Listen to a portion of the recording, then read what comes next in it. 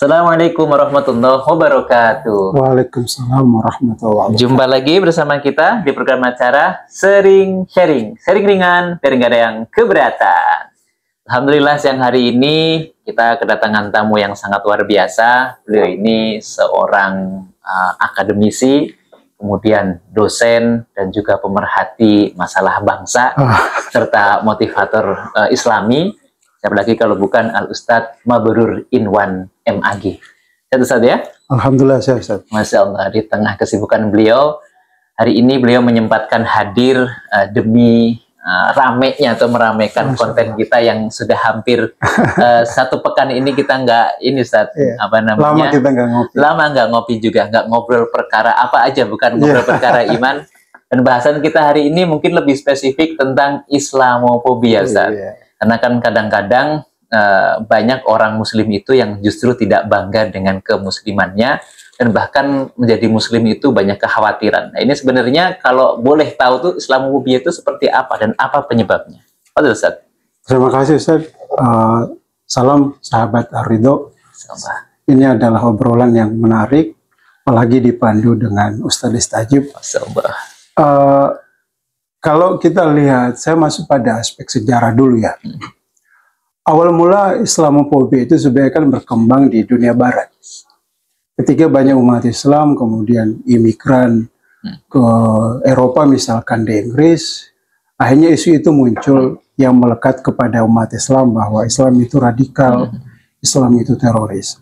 Dan itu semakin menguatkan ketika tahun 2001 kalau nggak salah di Amerika, ledakan bom itu, dan disitulah kemudian makin santer diberitakan bahwa Islam itu teroris, Islam itu radikal, dan sebagainya. Yang berbahaya adalah, kalau kita lihat di negara Eropa misalkan, itu kan umat Islam minoritas. Jadi mereka mendapatkan label itu karena bukan Islamnya sebenarnya. Ada sebagian oknum yang membawa atas nama baju agama, tapi dengan cara kekerasan. Nah kita tarik ke Indonesia sebagai apa ya, pemeluk agama Islam terbesar di dunia. Ini yang berbahaya karena virus itu agaknya mulai terjadi pada diri kita. Kalau kita lihat misalkan Islamofobia itu kan ada rasa takut, ada rasa curiga, selalu ada prasangka negatif terhadap sesama kita umat Islam. Jadi kalau orang memakai simbol-simbol keagamaan misalkan, itu diduga jangan-jangan dia teroris, dia radikal, dia dan sebagainya, hal-hal yang melekat. Jadi sebenarnya Islamofobia itu kecurigaan yang muncul baik dalam bentuk sikap, cara pandang terhadap orang lain. Kira-kira gambaran itu Ustaz. Lalu sebenarnya yang menjadi pemicu utama kalau misalkan di Indonesia ini seperti apa sih? Karena kalau kita lihat kan bahkan sekarang ini masjidnya beralih fungsi gitu kan, seolah-olah masjid itu yang harusnya mendatangkan kedamaian, kemudian banyak orang di sana membuka banyak peradaban, tapi justru menjadi apa ya, suburnya ujaran-ujaran kebencian gitu kan. Ini sebenarnya bagaimana kemudian kita memandang hal ini, Ustaz? Nah, saya mau lihat itu tren Islamofobia ini ya. Kenapa kemudian pemicunya itu semakin berkembang? Paling tidak ada dua hal yang kita bisa lihat dalam teori sosial dan teori komunikasi. Tentu saya lebih paham ya teori komunikasi ya. Pertama, kalau kita lihat apa yang disebut dengan konstruksi sosial. Sekarang ini, kenapa cara berpikir orang ada sentimen terhadap Islam itu, sehingga ada kebencian, ini karena dipengaruhi oleh perkembangan dunia digital yang semakin luas. Jadi kalau kita lihat kaitannya komunikasi dengan teori konstruksi sosial, apa yang sering diberitakan, itu ternyata memicu cara pandang seseorang bahwa itulah Islam yang radikal, itulah Islam yang tidak toleran. Sehingga kadang kita sesama umat Islam sendiri itu kita sering menaruh rasa kebencian. Ini yang berbahaya. Rasa kebencian, rasa curiga yang berlebihan besar bahwa dia adalah orang yang teroris misalkan. Dia tidak toleran. Padahal apa yang dipersepsikan belum tentu hal demikian. Misalkan ya, kita kadang-kadang itu mohon maaf. Kadang-kadang ketika simbol keagamaan melekat pada seseorang itu, kita anggap dia radikal, kita anggap dia konservatif, pokoknya hal-hal yang konotasi negatif Sehingga dampaknya seperti ini adalah ada rasa kebencian, kita menjaga jarak. Padahal sebenarnya soal perbedaan itu kan soal lumrah yang perlu kita tolerir. Makanya di mana-mana saya sering sampaikan, kita tidak perlu berdebat urusan pemahaman keagamaan selama dua hal. Tidak keluar dari batas akidah keyakinan kita. Yang kedua, tidak keluar dari batas akal kewarasan berpikir kita. Hal-hal yang simbolik itu kan soal perbedaan saja. Jadi teori konstruksi sosial.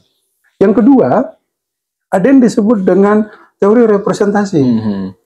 Nah, ini ada kaitannya tadi, bahwa ketika seseorang menggunakan simbol itu, dilekatkan kepada dia, maka secara tidak langsung orang berpikir, oh bahwa itu bukan bagian dari kita.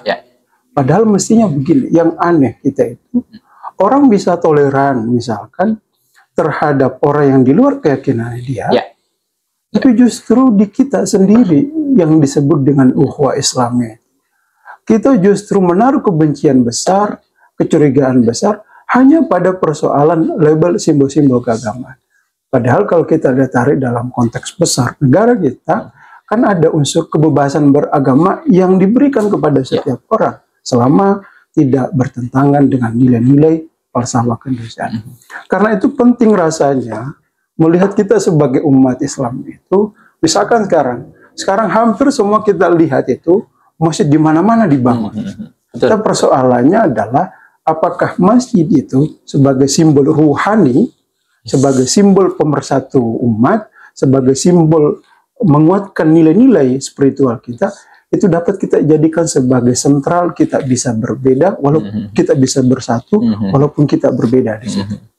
Oh, sangat luar biasa. Lalu kalau kita lihat kan awal kemunculan Islam itu kan sudah dijelaskan dalam Al-Quran bahwa rahmatan lil alamin, akan menjadi rahmat bagi seluruh alam.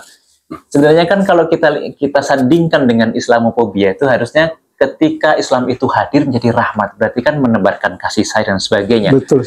Lalu malah kalau misalkan di Eropa ataupun di Amerika dan sebagainya mungkin wajar lah. Kemudian kalau muncul sentimen terhadap umat Islam, karena di sana minoritas umat Islam. Tapi kalau misalkan hal itu terjadi terhadap umat Muslim itu sendiri, itu seperti apa antisipasinya? Kan kadang-kadang kita lihat seperti sekarang ini, tak jarang orang yang, mohon maaf, tidak bangga dengan keislamannya itu lantaran seolah-olah kalau saya ngaku Islam nanti saya akan kehilangan banyak hal. Nah, ini kan bagaimana kemudian kita bisa keluar gitu kan dari stigma-stigma yang seperti itu. Silakan Ustaz. Oke, satu hal yang perlu kita tegaskan bahwa Islam, kehadiran Islam itu adalah pasti ingin menguatkan pada siapapun, kepada kelompok manapun. Dan kehadiran Islam itu pasti yang diharapkan adalah bisa tidak membawa kemaslahatan.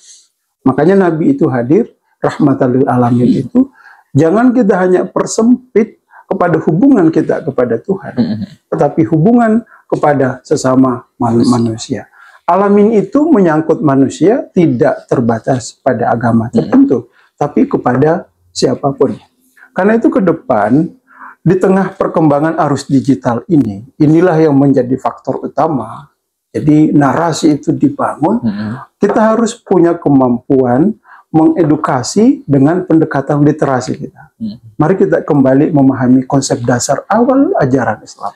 Apa falsafah dasar ajaran Islam itu? Bahwa semua yang dibawa oleh Nabi tidak pernah sama sekali mengajarkan kebencian. Pasti pondasi dasarnya itu adalah Rahman. Maka kalau kita tarik terhadap ayat pertama yang diterima oleh Nabi itu kan Iqra. Iqra bukan dalam hal membaca Quran saja, tapi bagaimana kemudian kewarasan beragama kita itu terbuka dengan apa? Kembali memahami apa substansi ajaran Islam, dan bahwa semua kebencian, dengki, propaganda, provokasi itu tidak sejalan dengan ajaran Islam. Islam selalu memberikan edukasi. Sisi lain misalkan, kita harus bangga bahwa pondasi Islam itu adalah rahmatan lil alamin. Bagaimana kita menyikapi? Sekarang ini jangan kita terlalu reaktif terhadap sesuatu. Karena begini, semakin kita reaktif, itu semakin memperlihatkan provokasi itu akan semakin dimainkan. Tinggal yang kita lakukan adalah kita berikan edukasi, memperkuat literasi kita, memberikan pencerahan kepada orang lain bahwa Islam adalah rahmatan kepada seluruh alam. Masya Allah, mungkin sebelum kita tutup, karena kalau kita bahas ini sangat amat panjang, mungkin bisa berjam-jam gitu kan. Mungkin sebelum kita tutup, apa pesan untuk para pemirsa kita, untuk kiranya agar mereka tuh lebih bangga dengan agamanya gitu kan. Kemudian kan masalah toleransi itu kan sebenarnya sudah selesai 1400 tahun yang lalu. Dalam surah Al-Kafirun itu kan sudah jelas, dan bahkan kebebasan kita untuk beragama itu patokannya harusnya itu. Nah ini kan kemudian harusnya menjadi trigger bagi kita agar sesama umat Islam itu tentunya menguatkan ikatan dan sebagainya. Ini kira-kira seperti apa pesannya untuk para pemirsa kita? Fadol. Terima kasih Ustaz. Sahabat Ridho, apa yang kita bahas hari ini adalah hal-hal yang terjadi di sekitar kita. Barangkali virus-virus itu juga sudah masuk ke dalam diri kita tanpa kita sadari. Satu hal di dalam beragama, bahwa salah satu kesempurnaan kita beragama kalau kita selesai dengan diri kita sendiri. Bagaimana caranya? Jangan menaruh kebencian terhadap orang lain. Tentu itu akan bermula dari kita. Sehingga kewarasan beragama di dalam Islam itu sangat ditekankan. Kenapa Tuhan misalkan memberikan kita akal sehat? Itu sebenarnya itu cara Tuhan memberikan kita ruang untuk selalu memikirkan, selalu belajar, selalu merenung atas apa yang terjadi pada lingkungan kita. Sehingga dua hal inilah, akal kita, hati kita. Kalau akal kita tidak digunakan beragama dengan sebaik-baiknya, hanya menggunakan hati saja, emosional saja, maka disitulah awal mula kita akan gampang mengkafirkan orang, tidak toleran dengan orang lain. Akal dan hati pertanda kita manusia. Semakin kita menggunakan akal, hati kita dengan baik, lapang dada dan bijak menghadapi sesuatu, menggunakan kewarasan kita, itu pertanda bahwa kita ahsani taqwim, kita adalah manusia yang diciptakan Tuhan sempurna, sesempurnanya. Wow. Itu kira-kira Ustaz. Masya Allah, sangat luar biasa. Jadi kalau bisa kita simpulkan bahwa sebenarnya Allah datangkan atau hadirkan agama itu karena sungguh manusia itu banyak keinginannya. Betul. Jadi disitulah kemudian Allah hadirkan aturan-aturan main agar kita bagaimana memperlakukan sesama manusia, memperlakukan Allah Subhanahu Wa Taala, dan juga memperlakukan alam semesta. Sehingga akal hati itulah perannya di situ. Yes, dan tentu jika kita mengaku beragama Islam, harusnya orang yang di sekeliling kita merasa tentram. Betul. Dan jika kita mengaku orang yang beriman, harusnya orang yang berada di sekeliling kita merasa aman. Betul. Dan mungkin bisa kita simpulkan juga bahwa mungkin orang lain itu tidak akan pernah mengingat apa yang kita katakan, tapi mereka akan selalu mengingat bagaimana mereka diperlakukan. Mudah-mudahan yang sedikit ini senantiasa mendatangkan kebermanfaatan untuk kita semua. Tetap pantengin terus program acara kita, Sering Sharing, sering ringan biar gak ada yang keberatan. Assalamualaikum warahmatullahi wabarakatuh. Jangan lupa ngopi ya. Ngopi dulu.